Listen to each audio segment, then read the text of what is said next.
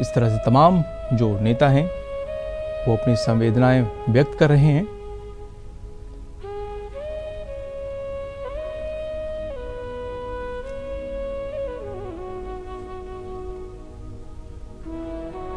ये सीधी तस्वीरें आपको दिखाते हैं, एम्स की दिखा रहे हैं। आप देख सकते हैं बीजेपी अध्यक्ष अमित शाह श्रद्धांजलि देने उन्हें पहुंचे हुए हैं।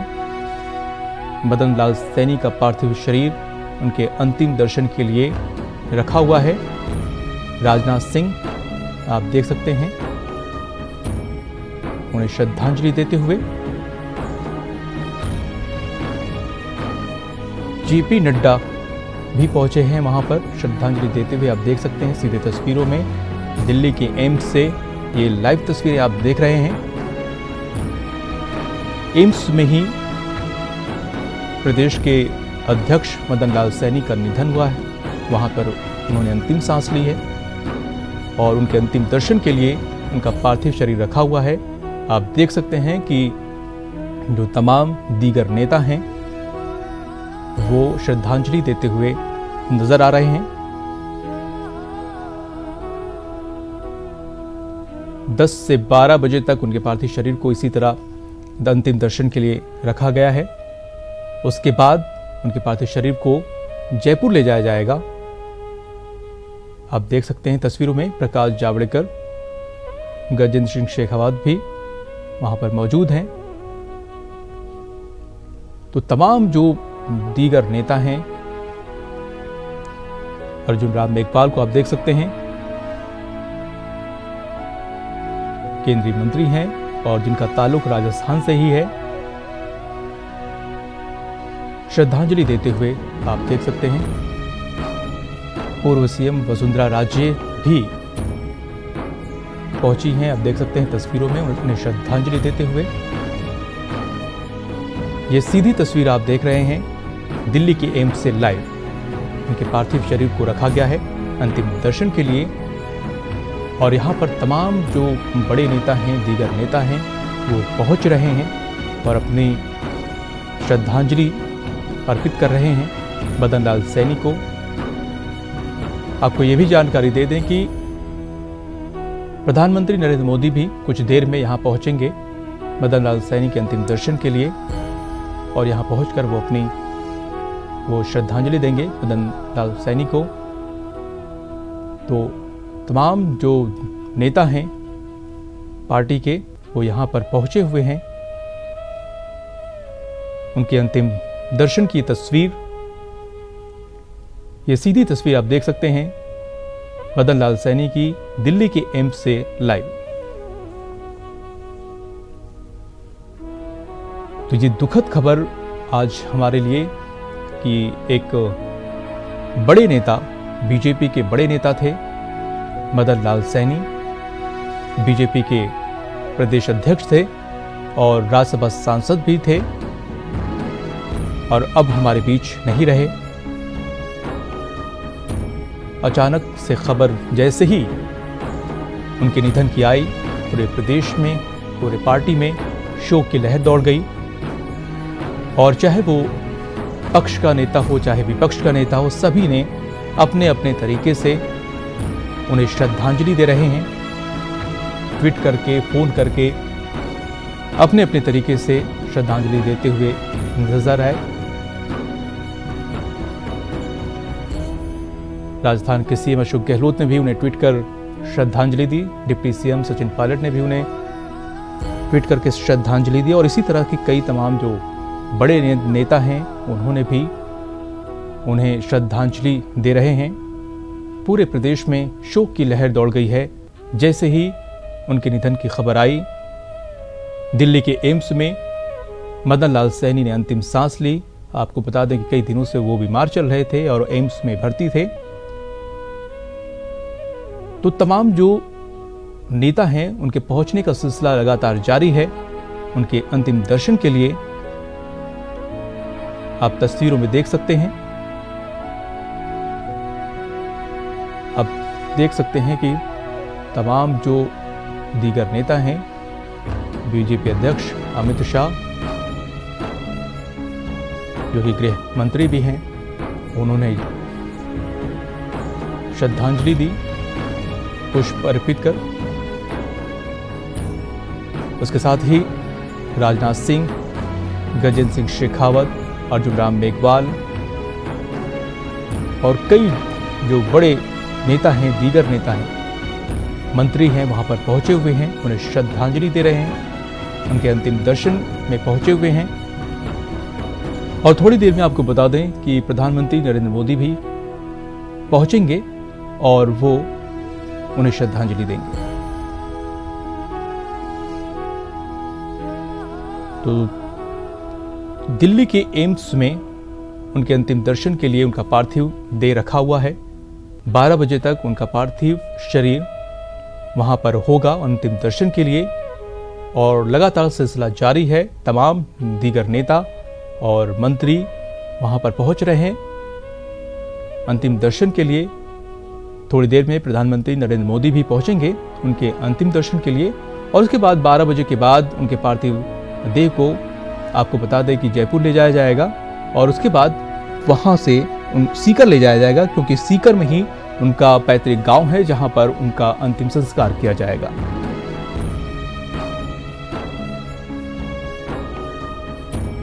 तो प्रदेश के बीजेपी अध्यक्ष अमित शाह और राज्यसभा के सांसद मदन लाल सैनी अब हमारे बीच नहीं रहे।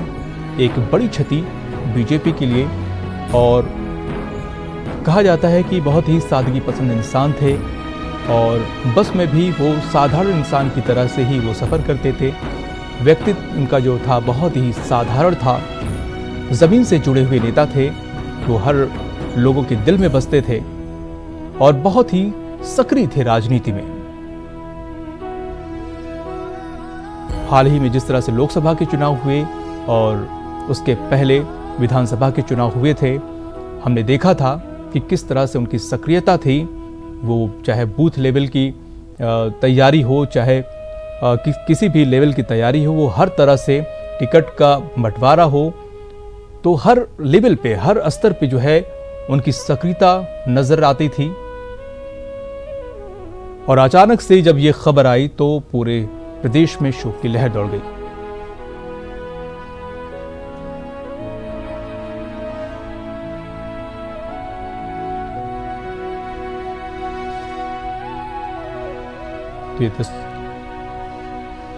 और अभिषेक आड़ा हमारे साथ जुड़े हुए हैं, अब उनसे और ज्यादा जानकारी के लिए चलते हैं। अभिषेक, बताइए, प्रधानमंत्री नरेंद्र मोदी कब तक पहुंचेंगे और क्या कुछ वहां पर चल रहा है?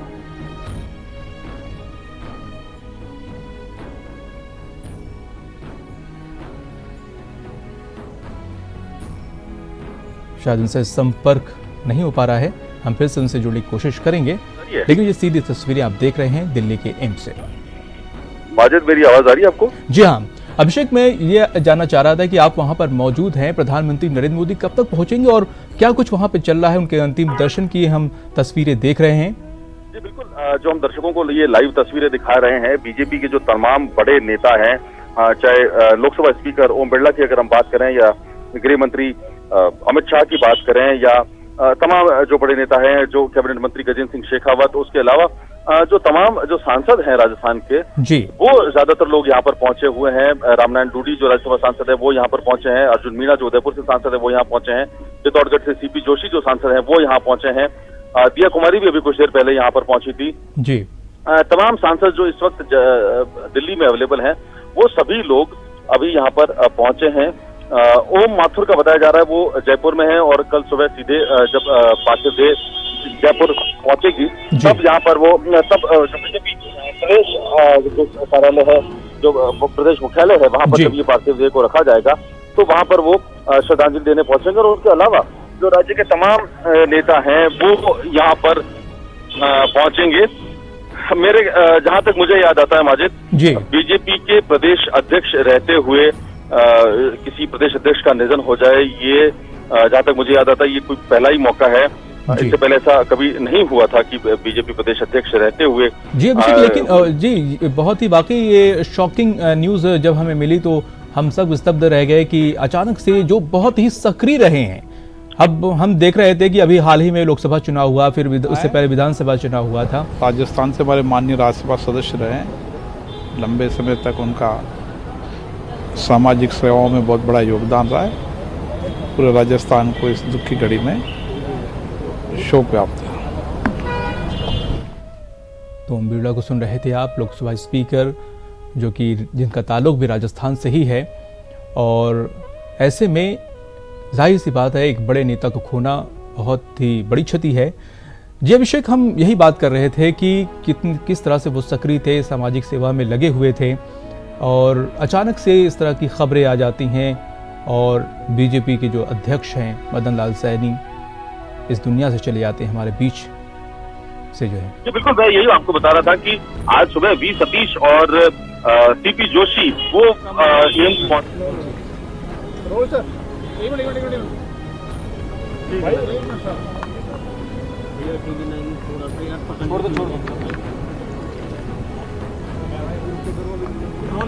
अत्यंत दुख की घड़ी है कि राजस्थान भारतीय जनता पार्टी के प्रदेश अध्यक्ष, राज्यसभा के सांसद और भारतीय जनता पार्टी के वरिष्ठ नेता, जिन्होंने जीवन भर पार्टी को ऊपर उठाने, पार्टी की जो मजबूती के लिए काम किया, ऐसे आदरणीय मदन लाल जी सैनी हम सबको छोड़ करके आज चले गए। माननीय मदन लाल जी का पार्थिव शरीर अभी यहाँ दिल्ली में दर्शनार्थ एम्स हॉस्पिटल में रखा गया था। पार्टी के राष्ट्रीय अध्यक्ष और देश के गृह मंत्री माननीय अमित शाह जी, पार्टी के कार्यकारी अध्यक्ष माननीय JP Nadda ji, defence minister आदरणीय राजनाथ सिंह जी, पूर्व मुख्यमंत्री आदरणीय वसुंधरा जी और पार्टी के तमाम वरिष्ठ नेता, लोकसभा के स्पीकर आदरणीय ओम बिरला जी, तमाम बड़े नेता सब यहाँ पे अपनी ओर से श्रद्धांजलि और पुष्प चक्र अर्पित करने के लिए यहाँ आए थे। रात में एक बार रासायनिक लेप होने के बाद में बॉडी यहाँ से लेकर के जयपुर जाएंगे। जयपुर कार्यालय में सुबह 7:30 से लेकर के 10 बजे तक दिवंगत शरीर को वहाँ जयपुर भारतीय जनता पार्टी कार्यालय में आम लोगों के दर्शनार्थ, भारतीय जनता पार्टी के कार्यकर्ताओं के दर्शनार्थ रखा जाएगा। 10 बजे बाद में बॉडी को लेकर के सीकर जाएंगे। सीकर में कार्यकर्ताओं के, शुभचिंतकों के दर्शनार्थ 2 घंटे रखने के बाद में तत्पश्चात जो है अंतिम संस्कार सीकर में संपन्न होगा लगभग दोपहर में 3 बजे। तो गजेंद्र सिंह शेखावत को सुन रहे थे, किस तरह का कार्यक्रम कल रहेगा।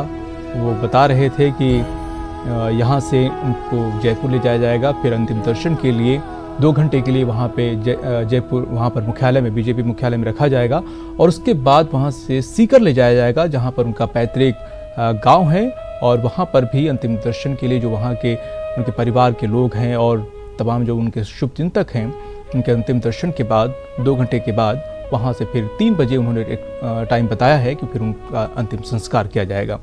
तो अभिषेक आड़ा हमारे साथ जुड़े हुए। अभिषेक, अपनी बात पूरी कीजिए।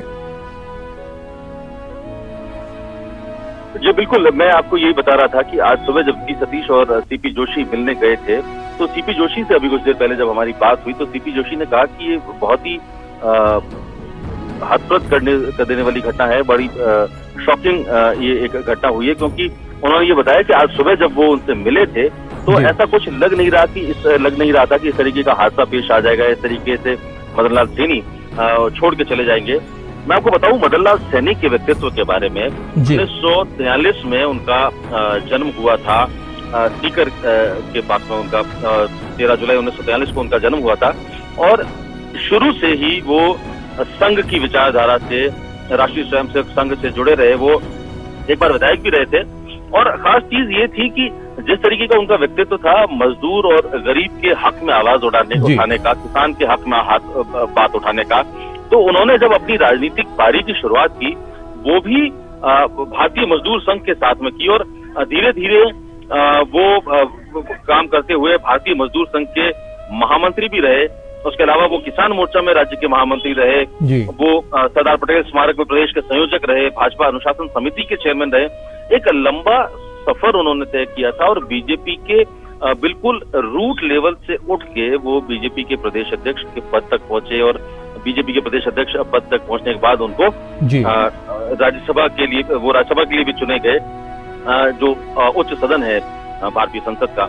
वो वहां तक भी पहुंचे। वो पिछले साल ही 2018 में मार्च महीने में पार्टी को उन्होंने खड़ा किया, राज्यसभा में जीवन भर उन्होंने पार्टी की सेवा की और एक साधारण परिवार से उठे हुए साधारण आदमी पार्टी को बहुत बड़ी क्षति है और इस दुखद घड़ी में ईश्वर उनके परिवार को दुख सहन करने की शक्ति प्रदान करें। तो तमाम जो दीगर नेता हैं वो लगातार उनके अंतिम दर्शन के लिए पहुंच रहे हैं, उसका शोक जता रहे हैं और दुख की घड़ी में अपनी संवेदना जता रहे हैं। तो अभिषेक, ये आपने जो बताया कि उनका व्यक्तित्व किस तरह से था, लेकिन एक पहलू उनका ये भी था कि बहुत ही सादगी पसंद इंसान थे और बताया जाता है कि वो बस में ही ज़्यादातर सफ़र भी करते थे, इतने ऊंचे कद के होने के बावजूद भी। मैंने मदन लाल सैनी को देखा है जयपुर के प्रदेश मुख्यालय में रिपोर्टिंग के दौरान। वो सवेरे जल्दी उठकर अपने गांव से वो सीकर आते थे और जो उनसे जुड़े हुए लोग थे वो हमेशा बताते थे कि कई बार वो किसी मोटरसाइकिल वाले से या कार वाले से या जीप वाले से बाकायदा बाजाफ्ता लिफ्ट लेकर वो सीकर पहुंचते थे। सीकर का वो बस स्टैंड आज भी, और बस स्टैंड पर जो रोजाना के सफर करने वाले यात्री हैं वो आज भी इस बात के गवाह हैं कि वो जब अपने गांव से सीकर बस स्टैंड पहुंचते थे तो वहां से राजस्थान रोडवेज की बस में बैठकर वो पहुंचते थे जयपुर, और जयपुर से फिर वो किसी अपने परिचित के साथ या साइकिल रिक्शे में बैठकर या ऑटो रिक्शे में बैठकर वो बीजेपी मुख्यालय पहुंचते थे, जो प्रदेश मुख्यालय था वहां पर पहुंचते थे। और दिन भर बिना थके उन्होंने तकरीबन पिछले 15 साल तक मैंने उनको रोजाना देखा है कि लगातार 15 साल तक उन्होंने बीजेपी मुख्यालय में, जो प्रदेश मुख्यालय है, वहां पर रोजाना काम किया। और अनुशासन की जहां तक बात है तो अनुशासन समिति में भी वो रहे। उनका पूरा जीवन संघनिष्ठ कार्यकर्ता की तरह बेहद कड़े अनुशासन में बंधा हुआ था और वो हमेशा अनुशासन में रहने की बात भी करते थे। मजदूर के हक में चाहे बात हो या चाहे किसान के हक में बात हो, तो उस तरह की बात उठाने के लिए वो हमेशा से जाने जाते रहे हैं। और यही हुआ। मैं आपको एक दिलचस्प वाकया बताऊं कि जब वो पिछले साल राज्यसभा के लिए चुने गए और राज्यसभा के लिए चुने जाने वाले थे, उससे ठीक पहले जब बात चल रही थी कि मदन लाल सैनी भी एक दावेदार होंगे राज्यसभा के चुनाव में, तो उनसे उन्हें जितने लोगों ने उस वक्त टेलीफोन किए, जितने लोगों ने उनसे बात की, तो राज्यसभा के दावेदार के रूप में चुने जाने पर उन्हें बधाइयां बाद में दी। पहले उनसे ये पूछा गया कि आपकी उंगली का दर्द कैसा है, क्योंकि साहब वो खुद अपने खेतों पर काम करते थे, डीजल इंजन चालू करते थे, और एक दिन पिछले साल जनवरी के आसपास डीजल इंजन चालू करते हुए उनकी उंगली उस इंजन में आ गई थी और काफी गहरी चोट पहुंची थी, उंगली कट सी गई थी। तो काफी दिनों तक वो उंगली पर पट्टी बांधे हुए थे और उस स्थिति में भी वो लगभग नियमित रूप से अपना काम को जो है वो अंजाम देते रहते थे। वो रोजाना बीजेपी मुख्यालय पहुंचते थे। जब फरवरी में उन्हें चुना गया कि वो राज्यसभा के सांसद के रूप में दावेदार होंगे, तो तमाम लोगों ने जो उनको फोन किए वो उन्हें बधाई देने से पहले उनके हालचाल जानने के लिए फोन किया। तो ये एक किस्सा जो है ये उनके संपूर्ण व्यक्तित्व को जानने के लिए काफी है कि बिल्कुल ये अभिषेक सही कहा आपने कि कोई किसी का जो इंसान का कद जो है इतना बड़ा होता है, वो इसीलिए बड़ा होता है क्योंकि वो बहुत ही जमीन से जब जुड़ा होता है। तो जाहिर सी बात है कि हर इंसान के जो है दिल में वो राज करता है और आज यही वजह है कि हर कोई इस दुख की घड़ी में उन्हें याद कर रहा है, अपने अपने अंदाज में उन्हें जो है अपने अपने तरीके से वो उन्हें श्रद्धांजलि दे रहे हैं। और ये सीधी तस्वीर हम आपको जो है दिखा रहे थे। विभिन्न जिम्मेदारियों को निभाते हुए प्रदेश अध्यक्ष के साथ में, मेरे साथ में राज्यसभा के सदस्य भी अभी आए थे और व्यक्तिगत रूप से तो मेरे को बहुत हानि हुई है। हानि हमारे पूरे भाजपा परिवार को हुई है, प्रदेश को हुई है। उनका व्यक्तित्व ऐसा है, चाहे हमारा विपक्ष का व्यक्ति भी उनके व्यक्तित्व से प्रभावित था, क्योंकि मैंने हमेशा उनको बड़े भाई के रूप में जब वो श्रमिक संगठन में काम करते थे तो हमें मार्गदर्शक के रूप में करते थे।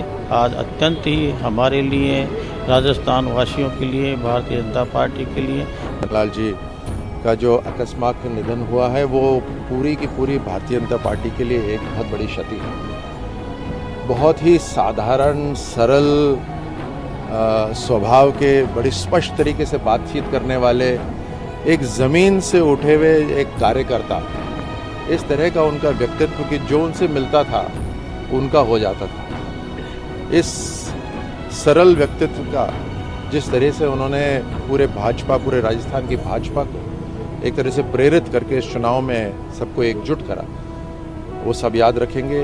आपके व्यक्तित्व को सब याद रखेंगे और ऐसे समय पर मैं भगवान से यही प्रार्थना करता हूं कि उनकी आत्मा को शांति दे और सभी कार्यकर्ता और उनके परिवार वालों को खूब शक्ति दे भगवान। तो राज्यवर्धन सिंह राठौर को आप सुन रहे थे। वो भी हर कोई उनकी सादगी की ही बात कर रहा है। वो सादगी पसंद इंसान थे, बहुत सरल स्वभाव के थे, ज़मीन से जुड़े हुए इंसान थे, मजदूरों के लिए किसानों की आवाज़ वो बने थे।